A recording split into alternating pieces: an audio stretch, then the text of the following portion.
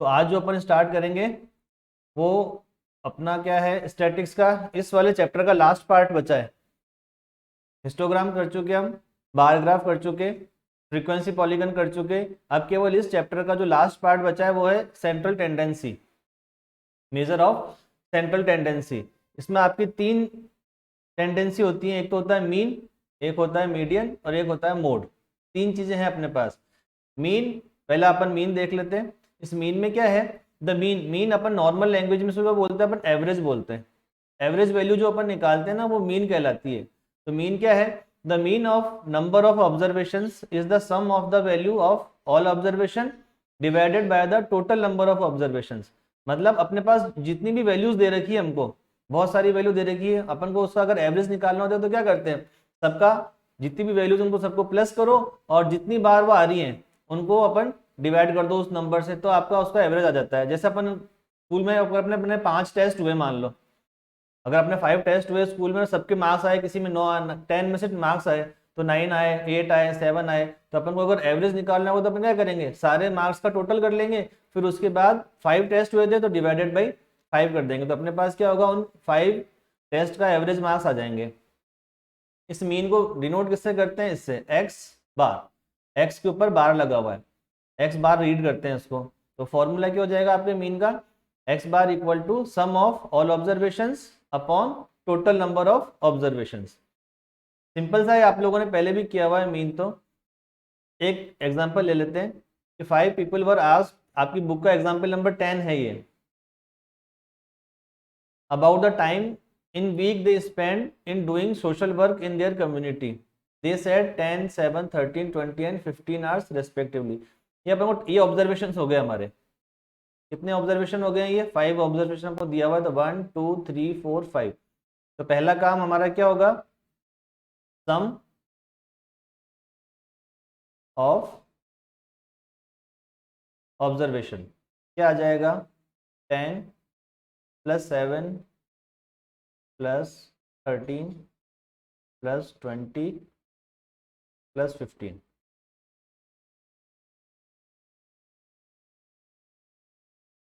क्या आ गया हमारे पास 65। अब आपके नंबर ऑफ ऑब्जर्वेशन कितने हो गए, नंबर ऑफ ऑब्जर्वेशन है हमारे पास 5। तो जो मीन है एक्स बार वो क्या हो जाएगा आपका 65 अपॉन 5, कट कर देंगे, ये आ गया आपका 13। फिर क्या चीज़ है, ये 13 आवर्स है, ये आपका 13 आवर्स आंसर है। सिंपल सा है। अगर आपको सीधे सीधे नंबर ऑफ ऑब्जर्वेशंस दिए हुए, छोटा सा है कि अगर जितने ऑब्जर्वेशंस हैं उन सब का सम कर लो और उसके बाद उसको जितने नंबर ऑफ ऑब्जर्वेशन है उसे डिवाइड कर दो तो आपका मीन आ जाएगा। अब होता क्या है कि इसमें तो अपने को 5 ऑब्जर्वेशन ही थे, तो अपन ने इनको इजीली सम कर लिया। अगर आपको मान लो बहुत सारे ऑब्जर्वेशन दिए, वो 50-60 ऑब्जर्वेशन दिए हैं, 50-60 का मतलब जैसे मान लो ये जो ऑब्जर्वेशन थे 5 ऑब्जर्वेशन है ये वाले, ये अपन ने मान लो कि 60 पीपल का 60 पीपल्स के लिए अपन ने सर्वे किया, तो सब में ऑब्जर्वेशन तो यही है लेकिन वो सब हो रहे रिपीट। मान लो 10 आ गया अपने पास 7 टाइम्स आ गया, 7 आ रहा है अपने पास 30 टाइम्स आ गया, 13 12 टाइम्स आ गया, तो अपन को यहाँ पे क्या होता है, इनको प्लस करना, फिर यहाँ पे थोड़ा सा टिपिकल हो जाएगा, है ना।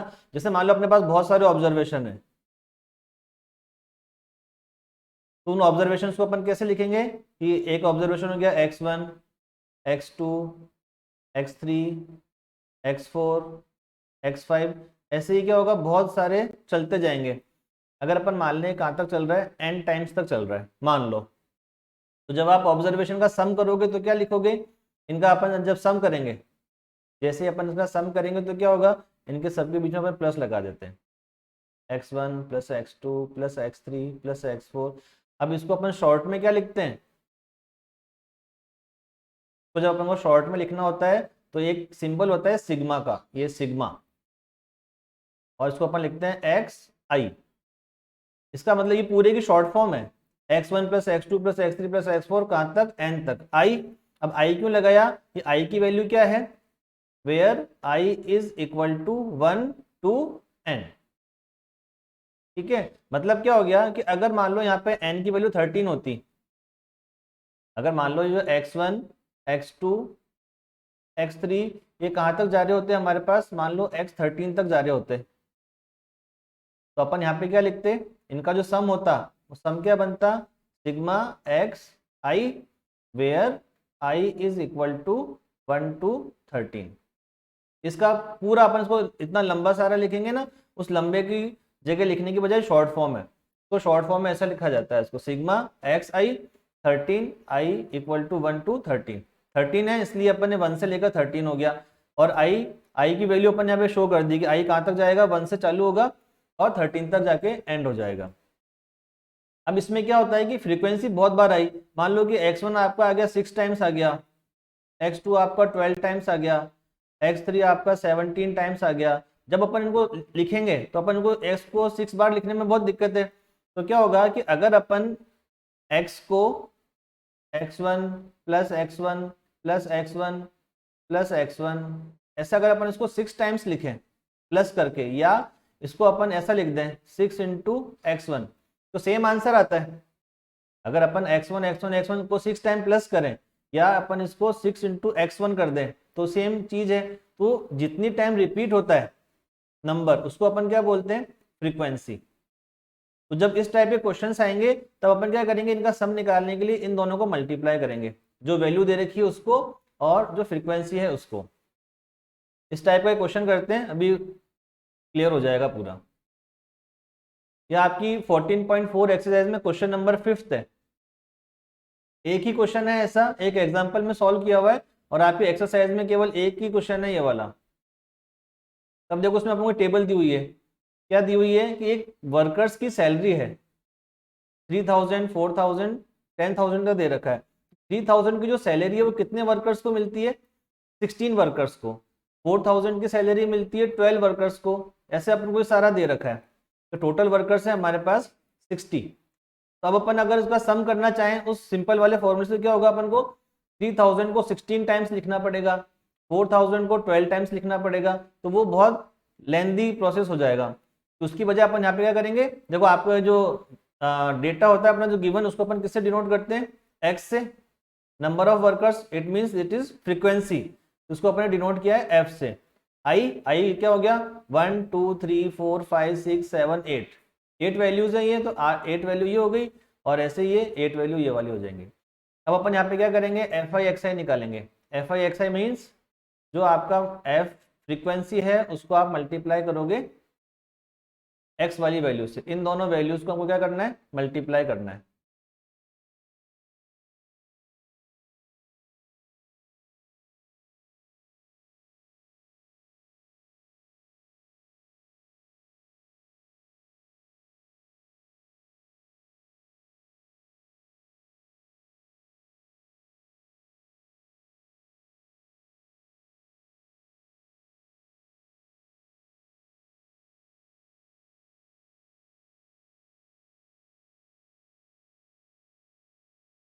अब देखो क्या होता, हम 3000 को 16 टाइम्स तक लिखते हैं, 3000 प्लस 3000 प्लस 3000 प्लस 3000, उन सब का सम कितना आता, यही तो आता 48,000। तो वही बात है, अपन इसको 3000 को 16 बार लिख के प्लस करें, या 16 टाइम्स आ रहा है तो 16 से इस टर्म को हमने मल्टीप्लाई कर दिया, तो वैल्यू सेम आएगी। अब हमको क्या करना है, अब सबका सम निकालना है इसका। इसको इतनी बार मल्टीप्लाई किया, इसको इतनी बार मल्टीप्लाई किया तो जो अपना टोटल सम आएगा वो क्या आएगा, या हम उसको लिखेंगे,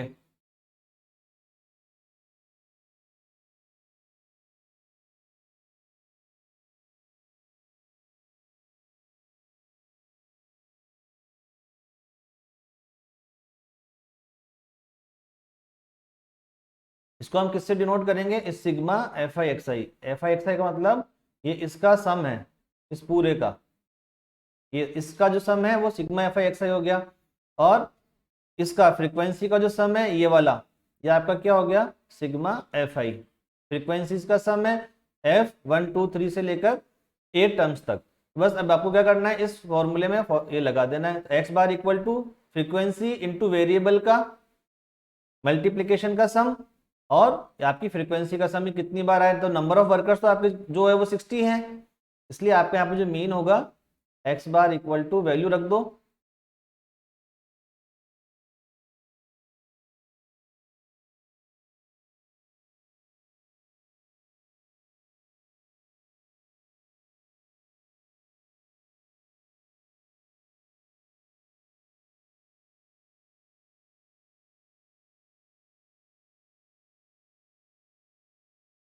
हम चेक कर लेते हैं एक बार, कोई गड़बड़ तो नहीं है।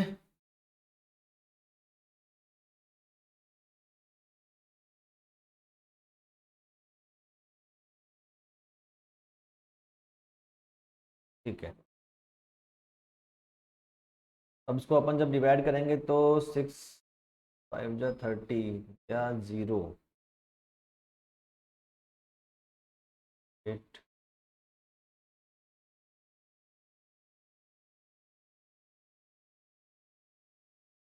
ये आपका आंसर आ जाएगा।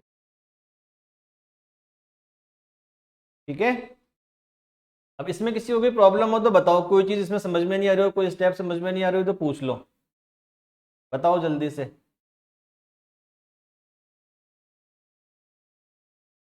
सबको क्लियर है? हाँ सॉरी सॉरी, 6 8 जा 48। ठीक है,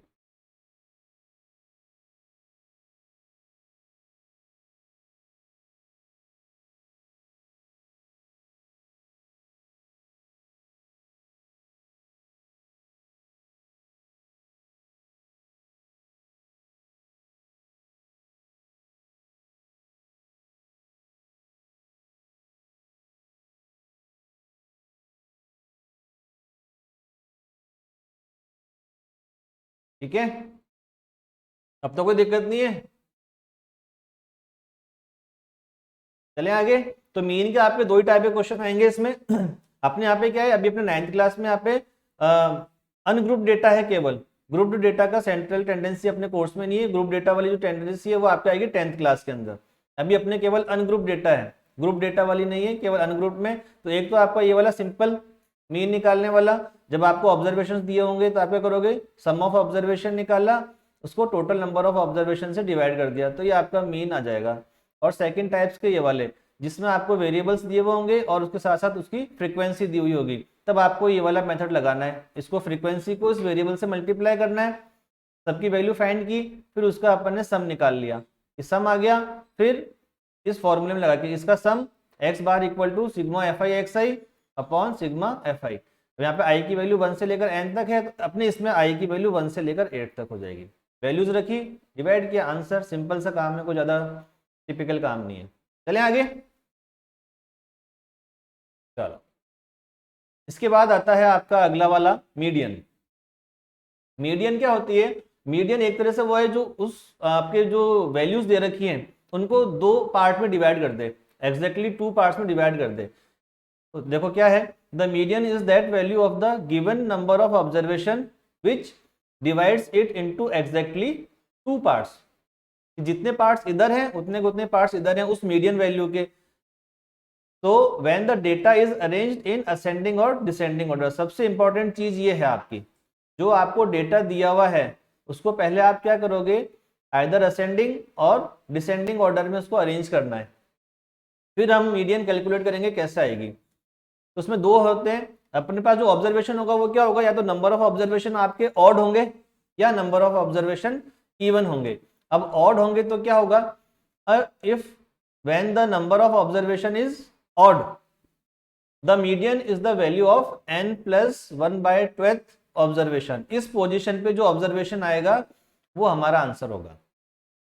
एक एग्जांपल लेते हैं, 9 स्टूडेंट्स की लेंथ हाइट हमको दे रखी है, ये दे रखी है, इसका हमको क्या निकालना है, मीडियन फाइंड करना है। तो सबसे पहला काम ये वाला, असेंडिंग या डिसेंडिंग ऑर्डर में इसको अरेंज करना है। तो हम इसको असेंडिंग ऑर्डर में अरेंज कर देते हैं।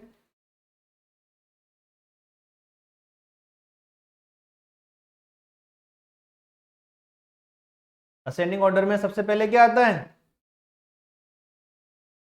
सबसे पहले क्या आएगा, हरी छोटा क्या है इसमें, ठीक है, बड़ा तो नहीं आता ना पहले। अच्छा चलो ठीक।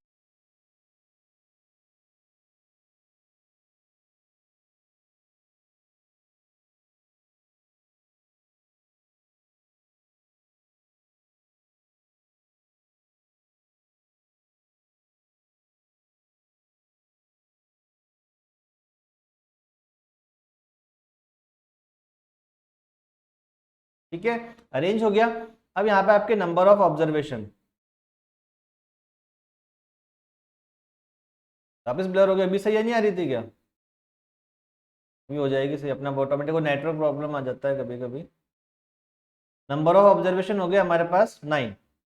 ये कैसा है आपका ऑड? ऑड होने से क्या होगा कि अपना कौन सा वैल्यू लगेगी, ये वाली, ये आ गया। तो आपकी जो मीडियन होगी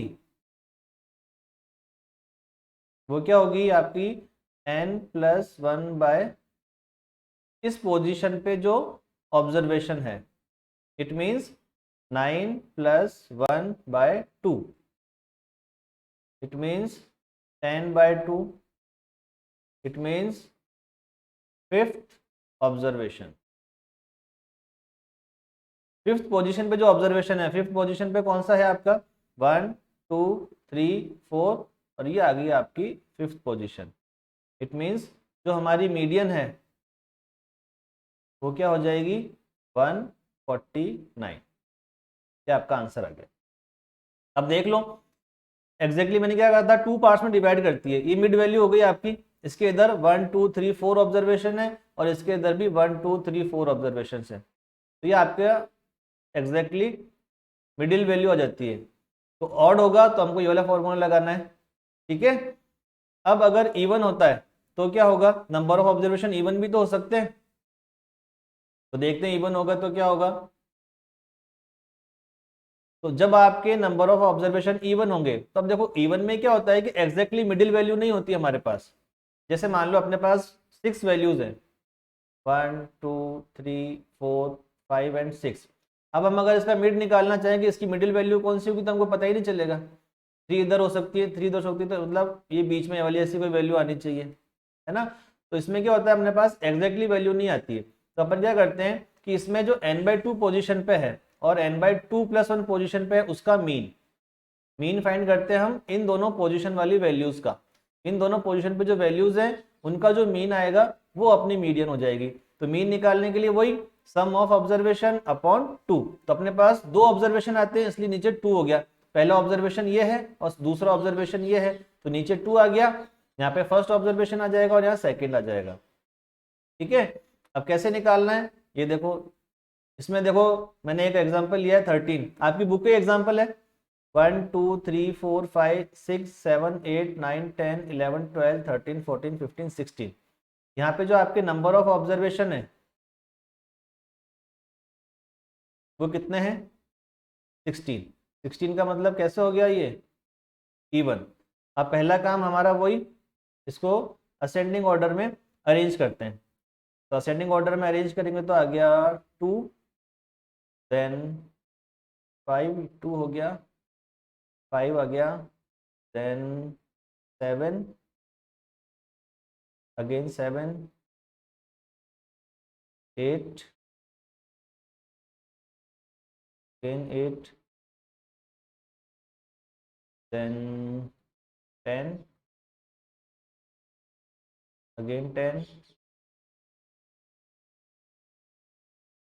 फिर आ रहा है आपका 14, 17,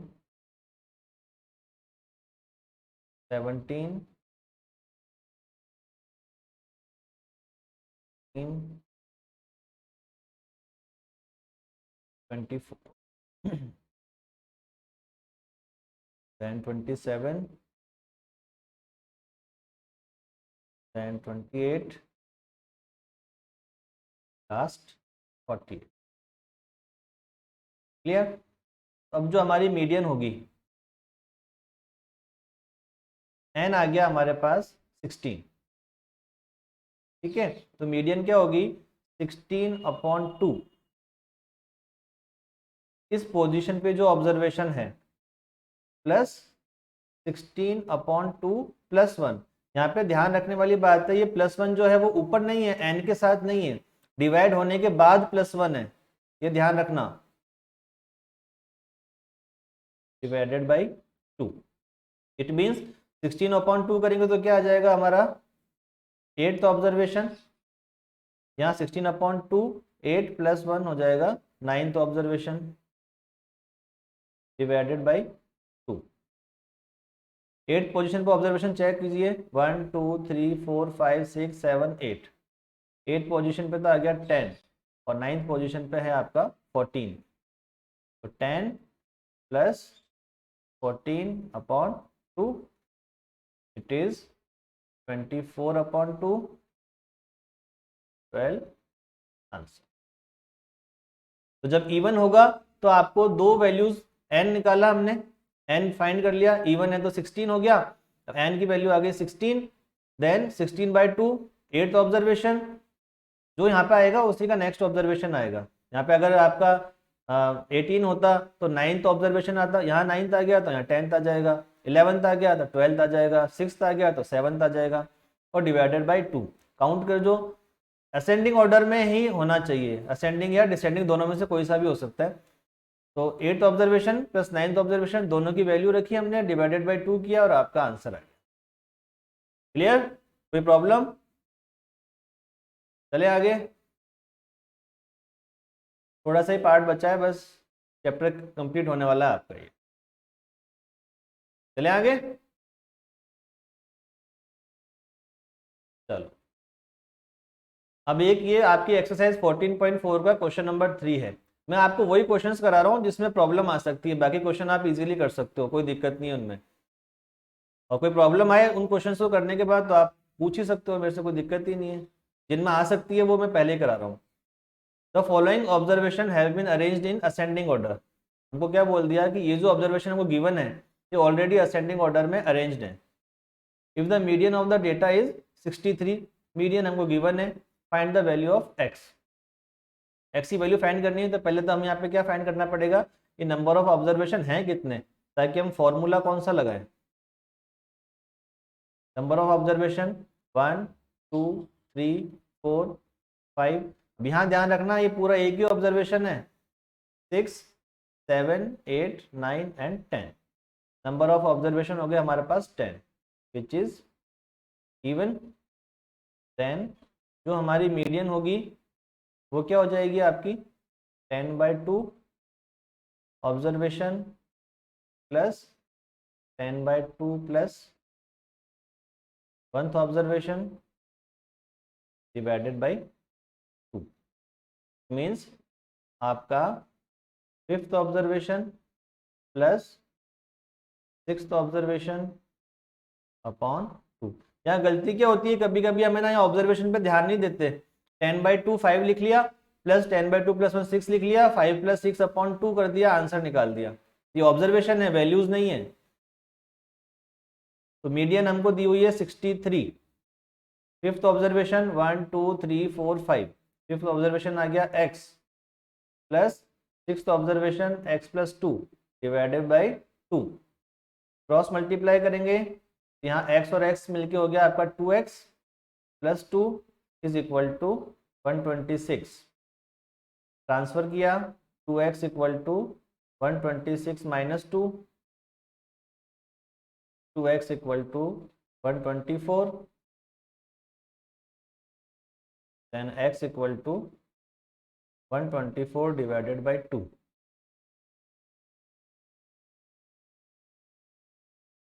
x इक्वल टू 2, क्या आपका आंसर।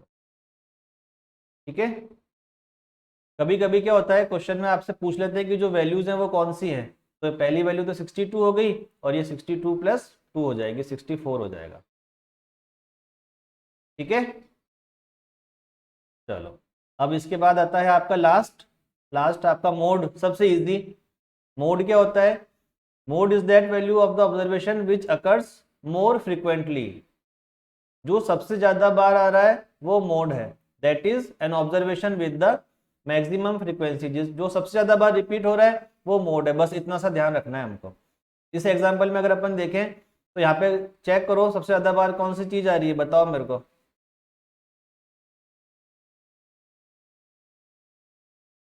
बताओ कौन सी चीज आ रही है।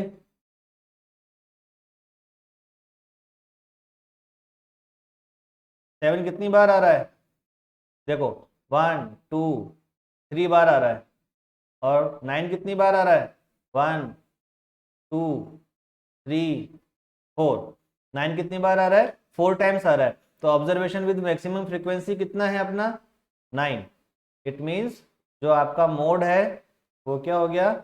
9। ये आपका आंसर, बस इतना सा काम।